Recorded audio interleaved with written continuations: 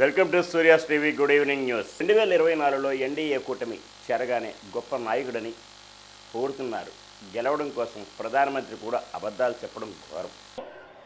ఏమన్నారో ఒక్కసారి గుర్తుకు తెచ్చుకోండి అని మిమ్మల్ని అందరినీ కూడా కోరుతా ఉన్నా.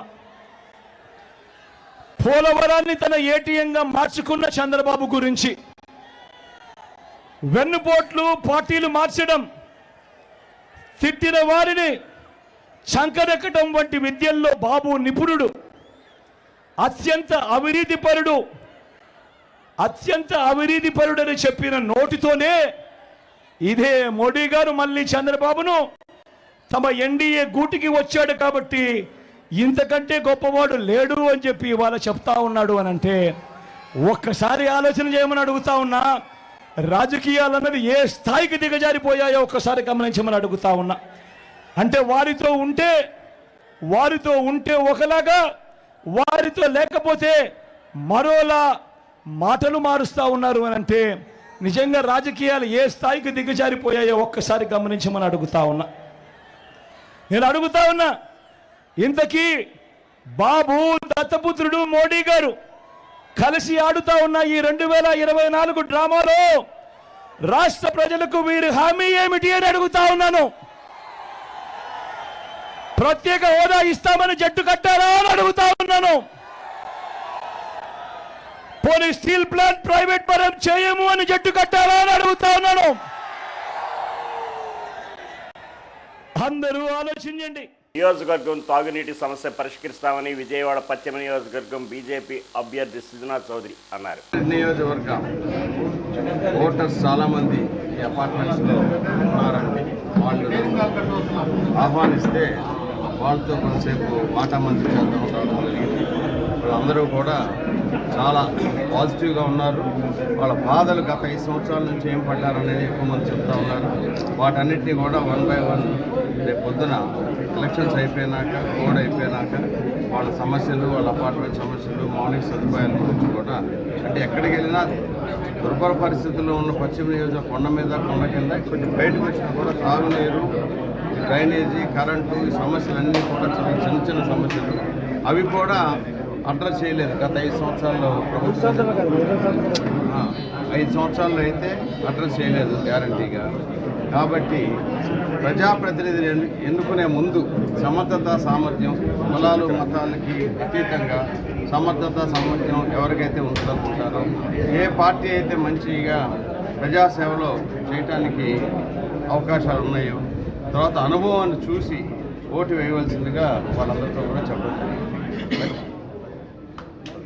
మెగాస్టార్ చిరంజీవిపై వైసీపీ నేత నటుడు పోసాని కృష్ణమురళి సంచలన వ్యాఖ్యలు చేశారు. వాజ్పేయిలో ఉన్న సిన్సియారిటీ, అద్వానీలో ఉన్న సిన్సియారిటీ, నిజాయితీ, దేశభక్తి, దేశం పట్ల ప్రేమ, ఈ మొత్తం ఏమీ మనోడికి చిరంజీవికి లేవు.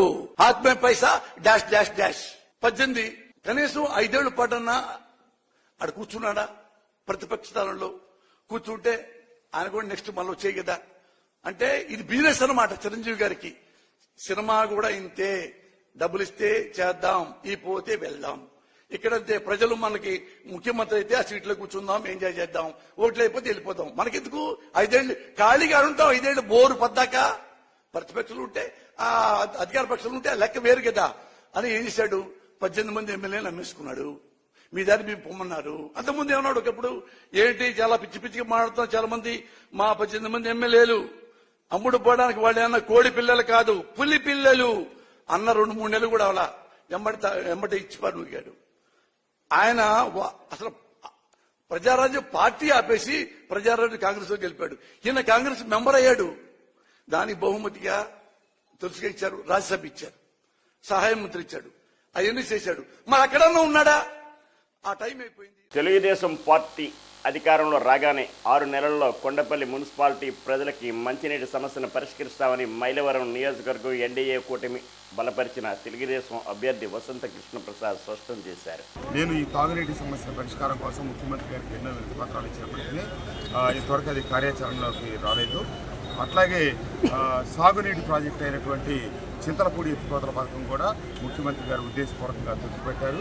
అలాగే మన పొరుగున వచ్చిన అమరావతిని మన ప్రాంతాల్లో ఉన్నటువంటి భవన నిర్మాణ కార్మికులు కావచ్చు, ఉద్యోగస్తులకి ఎన్నో అవకాశాలు కల్పించే అక్షయ పాత్ర లాంటి అమరావతిని కావాలని మన ప్రాంతానికి వచ్చిన దాన్ని ముఖ్యమంత్రి గారు మనకు దూరం చేశారు.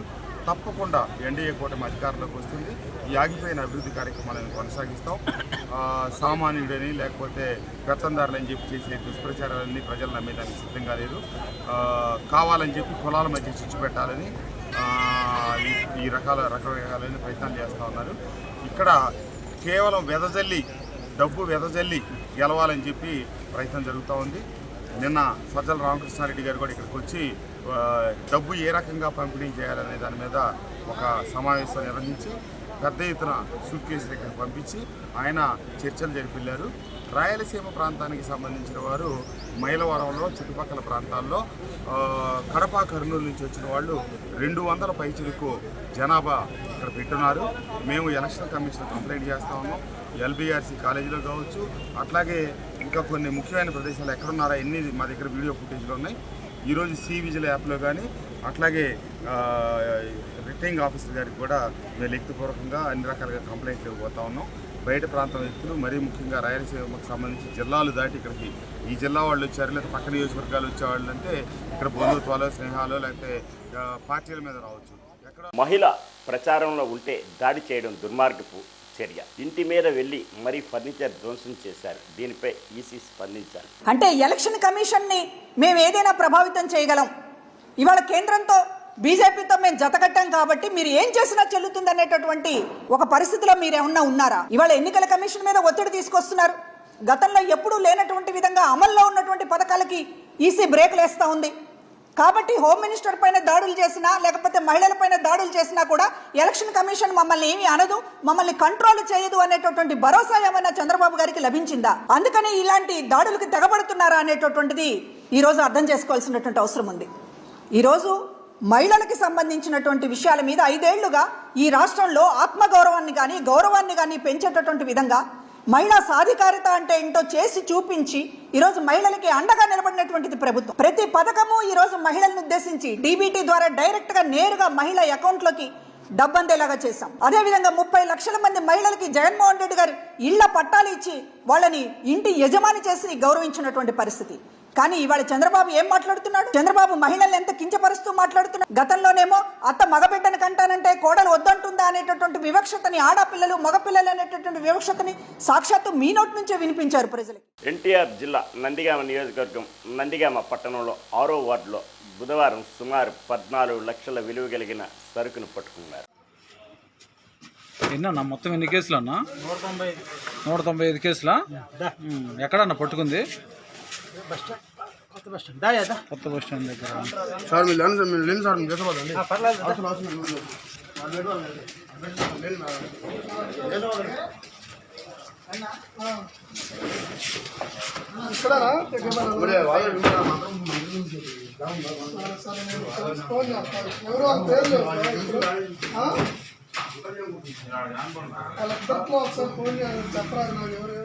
ఈ వార్తలు ఇంతటితో సమాప్తం.